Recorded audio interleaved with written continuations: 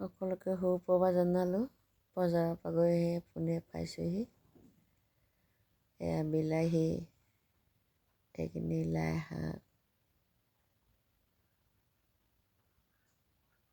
আৰু এয়া বন্ধাকবি আছে।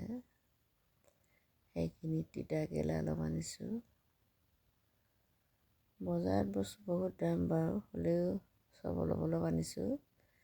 পুৰি খাবলৈ বেঙেনা আনিছোঁ, ফুলকবি, এয়া ব্ৰকলি, এইখিনি ফুলকবি।